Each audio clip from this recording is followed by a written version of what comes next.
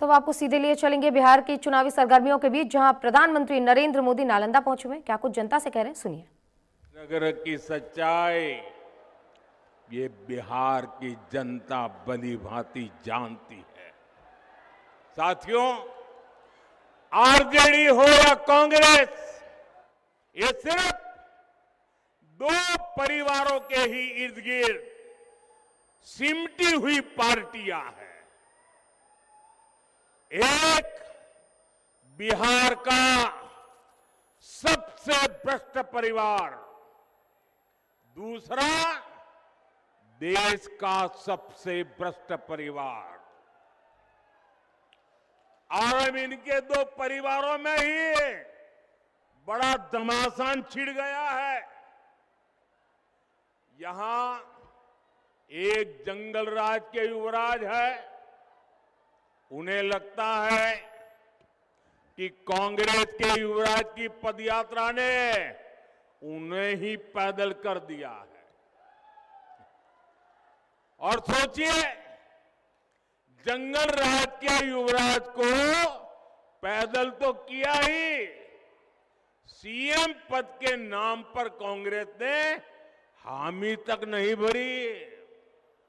इसके बाद आरजेडी ने भी कांग्रेस को सबक सिखाने की ठान ली।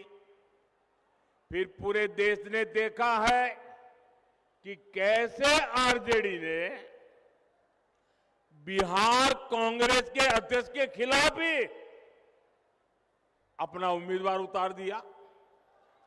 साथियों, आजकल ये दोनों दल एक दूसरे के बाल नोचने में लगे हैं। और तो खबर ये है कि हर बूथ पर कांग्रेस के लोगों ने आरजेडी को हराने की ठान ली है। आप देखिएगा, 11 तारीख को दूसरे चरण का मतदान खत्म होते ही कांग्रेस आरजेडी एक दूसरे का क्या हाल करते हैं, माथे फोड़ना शुरू कर देंगे।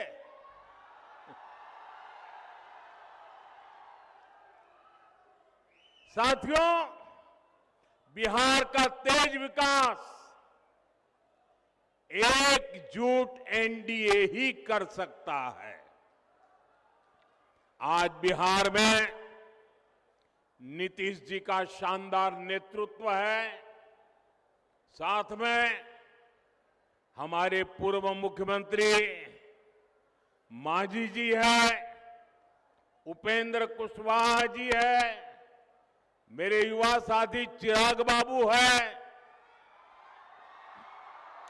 दिलीप जायसवाल जी है, सम्राट चौधरी है, विजय सिन्हा है।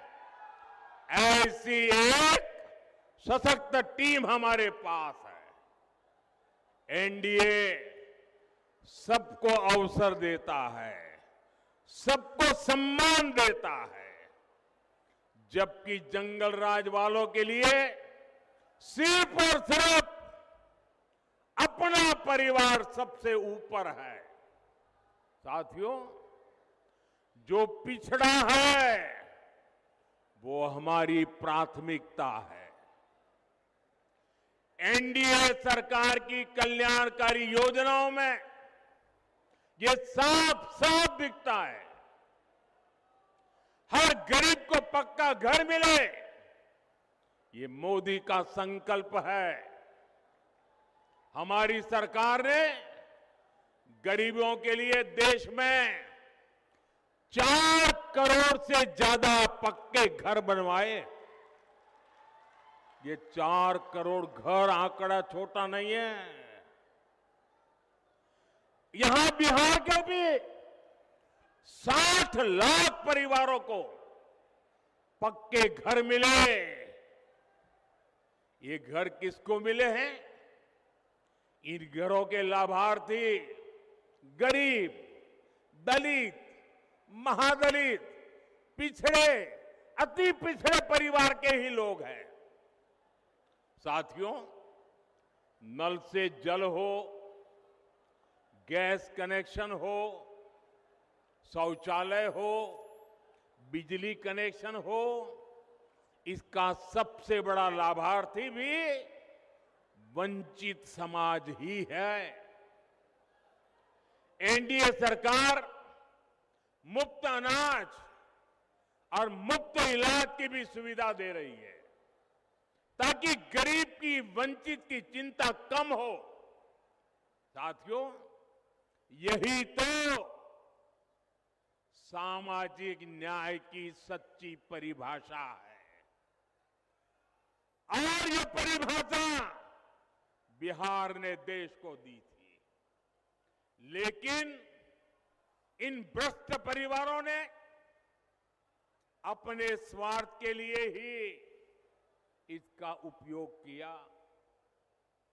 मैं बिहार एनडीए की टीम को बधाई दूंगा कि आपने सच्चे सामाजिक न्याय के संकल्प को लगातार मजबूती दी है। भाइयों और बहनों, मगध की इस धरती ने हर उतार चढ़ाव देखे हैं। मैं यहाँ के सभी नौजवान साथियों को बहुत सतर्क रहने के लिए कहूंगा। मेरे नौजवान साथियों, मेरी बात गौर से सुनिए और अपने परिवार के जो बड़े लोग हैं, जरा उनसे मेरी ये बात की चर्चा कीजिए। आप सोचिए, जब आपके दादा दादी, आपके नाना नानी ने श्री कृष्ण बाबूजी का दौर देखा था, उस दौरान बिहार नई उम्मीदों, नए भविष्य की तरफ आगे बढ़ रहा था।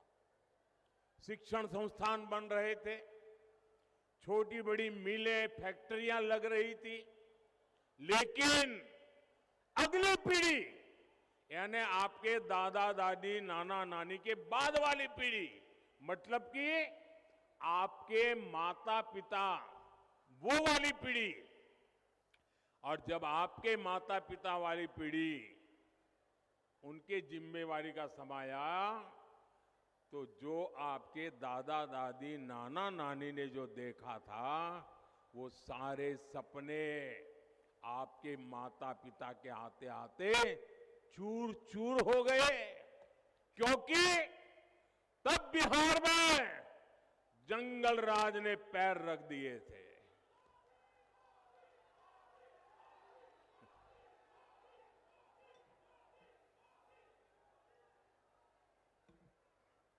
साथियों, आरजेडी के जंगल राज की एक ही पहचान थी, और जैसा ही मैं बोलूंगा, आप हर एक को लगेगा कि आपका मोदी सच बता रहा है। उनकी एक ही पहचान थी, कट्टा, क्रूरता, कटुता, कुसंस्कार, कुशासन और करप्शन। ये था कि नहीं था भाई? यही उनकी पहचान थी कि नहीं थी? हर गली मोहल्ले में कट्टा चलता था कि नहीं चलता था? आए दिन कट्टे का खेल होता था कि नहीं होता था? जंगल राज की निशानियों ने मगध के गौरव पर नरसंहार का, समाज के में बंटवारे का दाग लगा दिया। हालत तो यह थी, किसी कर्मचारी का वेतन बढ़ता था तो वो परेशान हो जाता था। ये दिल्ली में बैठे एयर कंडीशन कमरे वालों को समझ नहीं आएगा।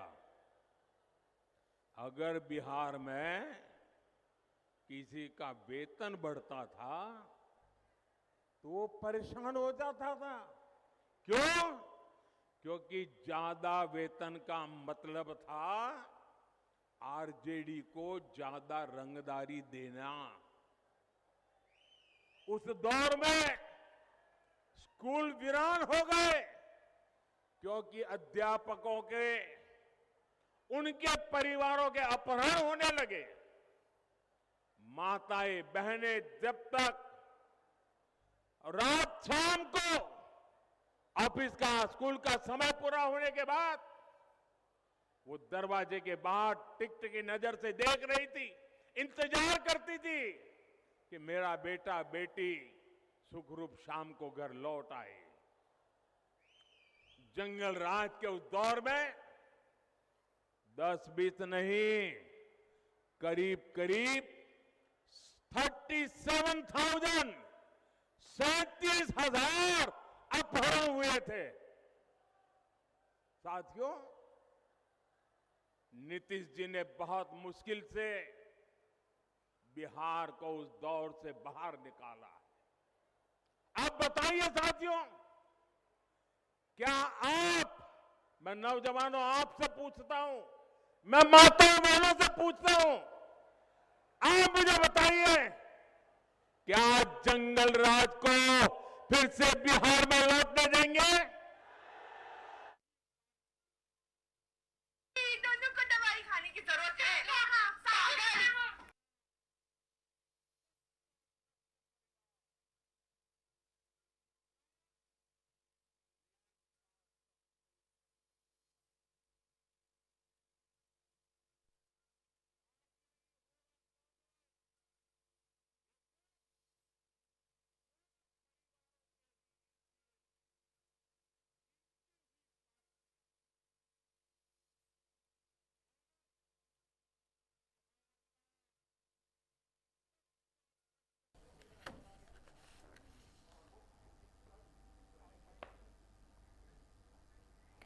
तो नवादा से पीएम मोदी को सुन रहे थे आप, जो इस वक्त चुनावी हुंकार भर रहे हैं और लगातार एनडीए के लिए वोट की मांग कर रहे हैं। अब तमाम खबरों से आपको रूबरू करवाएंगे सुपरफास्ट तरीके से।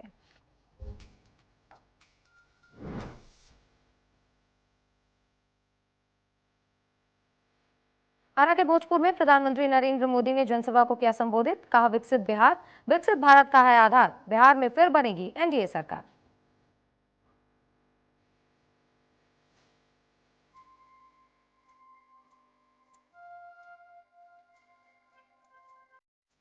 आरा के भोजपुर में प्रधानमंत्री नरेंद्र मोदी ने जनसभा को किया संबोधित, कहा विकसित बिहार, विकसित भारत का आधार, बिहार में एक बार फिर बनेगी एनडीए की सरकार।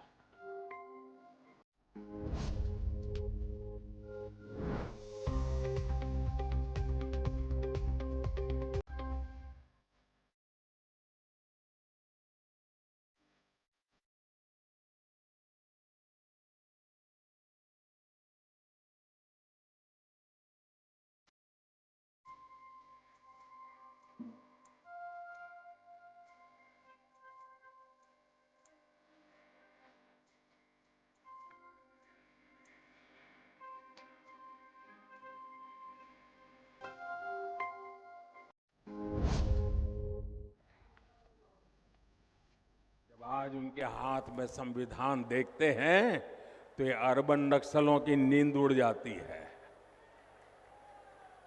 साथियों, मैं बिहार के युवाओं से, मेरी बहन बेटियों से कहूंगा, आपकी जिम्मेदारी बहुत बड़ी है। आप आरजेडी के लोगों का चुनाव प्रचार देखिए, पुत के पांव पालने में ही दिख रहे हैं। ये आरजेडी वाले अभी कैसी कैसी धमकियां दे रहे हैं चुनाव के मैदान में। रंगदारी के रंग से, माओवादी आतंक के लाल रंग से, मेरे भाइयों बहनों, हमें बिहार को बचाना है और ये हर नौजवान की जिम्मेदारी है, हर मां बहन की जिम्मेदारी है। साथियों, विकसित बिहार, विकसित भारत, ये हमारी प्राथमिकता है। एनडीए के सुशासन का फायदा आप हर तरफ अनुभव कर रहे हैं। 2005 से पहले बिहार में बिजली का भी हाल बेहाल था। बिजली के तार तो लगे थे, लेकिन लोग सोचते थे कि ये तो कपड़े सुखाने के लिए रस्सी लगी हुई है और बिहार में लोग ये बिजली के तार पर कपड़े सुखाते थे। वो हाल बना था। ये हमारी सरकार है जिसने बिहार के गांव-गांव में बिजली पहुंचाने का इंतजाम किया। मैं आप लोगों से एक आग्रह करूंगा, आप में से जितने लोगों के पास मोबाइल है, जरा मोबाइल फोन निकालिए और अपने मोबाइल फोन की जरा लाइट चालू कीजिए। लाइट ऑन कीजिए, सबके सब लोग अपने मोबाइल फोन की लाइट ऑन कीजिए। सब लोग यहां सब लोग, आप मुझे बताइए भैया, जब आपकी हथेली में इतनी तेज रोशनी है तो लालटेन की जरूरत है क्या? लालटेन की जरूरत है क्या? ये रोशनी है कि नहीं है? आपकी हथेली में है कि नहीं है? आपका भाग्य आपकी हथेली में है कि नहीं है? साथियों, छठ पूजा के समय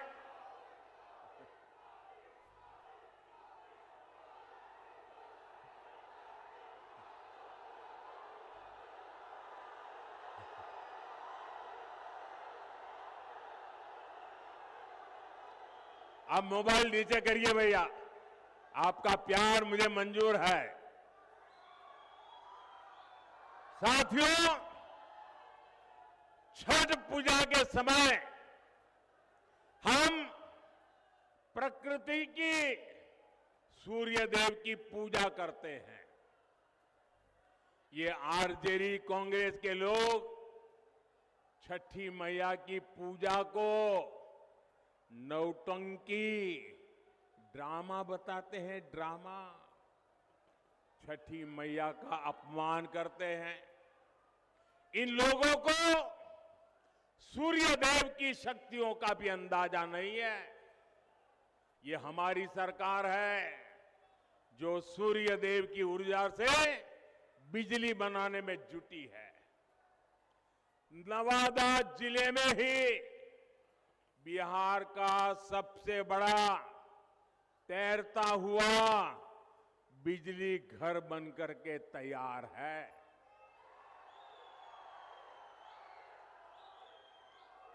और जो दिल्ली से, बड़े बड़े शहरों से ये चुनाव की खुशबू लेने आए हैं ना, उनको भी मैं कहूंगा, जरा नवादा का ये तैरता हुआ सोलर प्लांट देख करके जाइए। लिखे या न लिखे, लेकिन देख करके तो जाइए।